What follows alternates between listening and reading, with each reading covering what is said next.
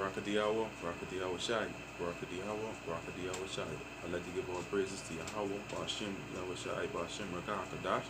Double honors to apostles and elders of Great Millstone. Peace and salutation to all you Achaman that are doing the work in sincerity and charity, with humiliation all across the four winds. To you, I salute. This is the brother Desire one back with you the truth. I'd like to get in a quick exhortation to the spirit and power of Yahweh, Bashim, Yahweh Shai. Proving that the spiritual realm is all around us. We can't see it because of the Most High allow us to see it. We can't bear to see the things in the spiritual realm. So He allows us to see that, or have that sense to look into the spiritual realm.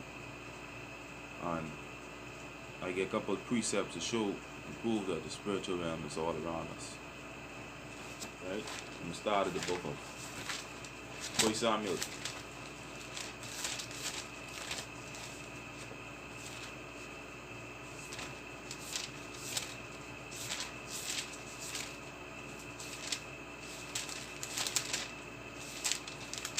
Samuel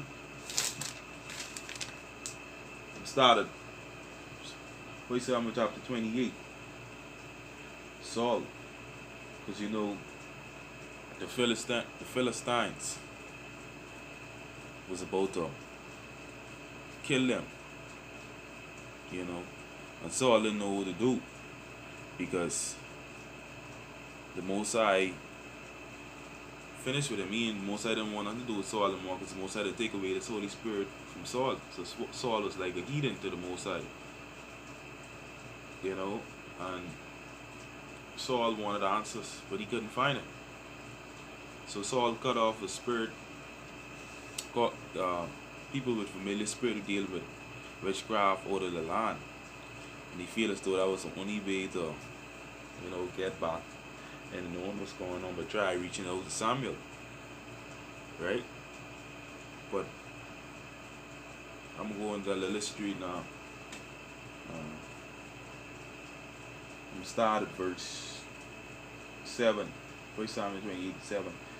Then said Saul unto his servants, Seek me a woman that had a familiar spirit, that I may go to her and inquire of her. And the servant said to him, Behold, there is a woman that had a familiar spirit at Endor. And Saul disguised himself and put on other raiment, and he went, and 2 men with him. And they came to the woman by night, and he said, I pray thee, divine unto me by the familiar spirit, and bring me him up, whom I shall name unto thee. See? And the woman said unto him, Behold, thou knowest that what Saul had done, how he had cut off those that have familiar spirits and the wizard. See, because Saul didn't want them in the land. But Saul had to disguise himself, at first. Wherefore, then layest thou a snare for my life to cause me to die. Because Saul was, if Saul saw, she feared Saul would have killed her. He would have killed her. And Saul sware to her by the Most High, saying, As the Most High liveth, there shall no punishment happen to thee for this thing. Then said the woman, Whom shall I bring up unto thee? And he said, Bring me up Samuel. And when the woman saw Samuel, she cried with a loud voice, because the woman knows something right. And the woman spake to Saul, saying, Why hast thou deceived me? For thou art Saul. She's astonished, why Saul lied up. He's the one with implement that verse 13. And the king said unto her, Be not afraid, but what sawest thou? And the woman said unto Saul, I saw gods. Right? Let's see what our gods is. A god done. Gods. She said she saw gods. Right? 1 Samuel. Let's see what gods is. What gods she saw. Salah. 13. Okay. She said she saw gods.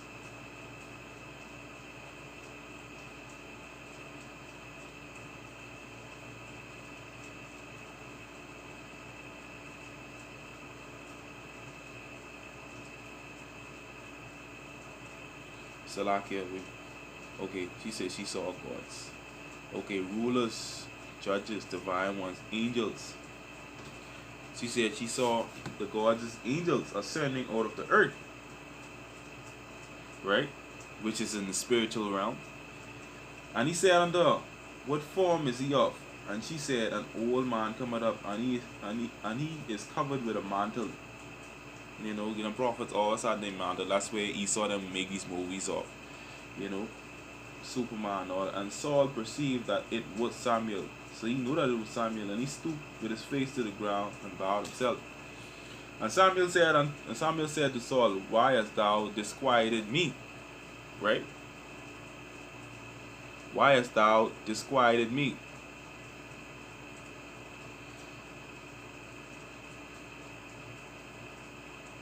Why hast thou disquieted me?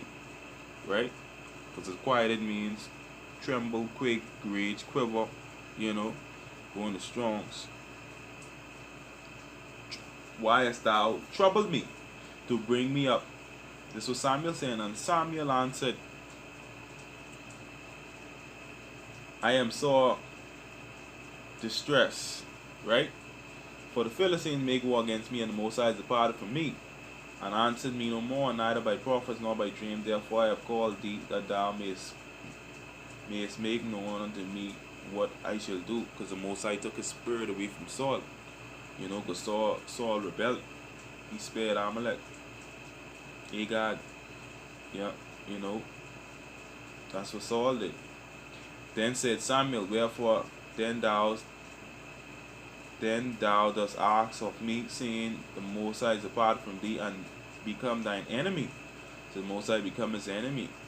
And so the Most High looked at him like a heathen. And the Most High had done to him as he spake by me. For the Most High had rent the kingdom out of thine hand and given it to thy neighbor, even to David. Because thou obeyest not the voice of the Most High, nor executed his fierce wrath upon Amalek. Therefore had the Most High done this thing unto thee. This is the point here in verse 19. Moreover, the Most High will also deliver Israel with thee into the hand of the Philistines. Right? And tomorrow shall thou and thy sons be with me. So Saul told him, tomorrow thou and thy sons be with me. So where is this place where Saul talking about? Or where Saul is? Right? Saul is considered to be in the spirit. He is in the spiritual realm. So he telling Samuel him and his sons can die and be over where he is tomorrow. That's what the scriptures say. The Most High should deliver the host of Israel into the hand of the Philistines. Because you know Saul rebelled against the Most High. You know? And according to these Christians, right? Samuel was considered to be an Israelite. So if there was such a hell, and Samuel is an Israelite, how come there's no indication to show that where he's burning, he getting Jacob with fork, or you know what I mean, he see that big man with horn and all that, according to this scripture. Yeah. This is Romans 11 and 26. It says, and so all Israel shall be saved, as it is written. All Israel should be saved. So how come he ain't no hell? That's why you're trying to figure out. You know? Well, Salakia, the memory run out. So I'll bring back part 2 of this segment. Yeah, shalom. I'd like to give all praises to Yahweh Bashem, Yahushai Bashem, Rakakadash. Yeah, the continuation of, you know, proving that the spiritual realm is all around us. This is another precept. This is in the book of 2 Kings chapter 6. We start at verse 15. It's going into Elisha. Because you know when they was surrounded by the Syrian army. You know, Elisha was Elijah understudy. I'm gonna start at verse 15. And when the servant of the man of the Most High was risen early and gone forth, behold, a host compassed the city with horses and chariots. And his servant said unto him, Alas, my master, how shall we do? So he asked his master, what the hell we can do? Right. And he answered, Fear not, for they that be with us are more than they that be with them. So I know he wondered what he talking about, Elijah talking about. And Elijah prayed and said, pray, Salah. And Elijah prayed and said, Lord, I pray thee, open his eyes that he may see. Open his eyes. Not literally open his eyes like, I know we get eyes and open, but open his eyes that he could see in the spiritual realm. That's what Elisha is talking about. And the Most High opened the eyes of the young man. He opened his eyes to the spiritual realm. And he saw, and behold, the mountain was full of horses and chariots of fire round about Elisha. Right?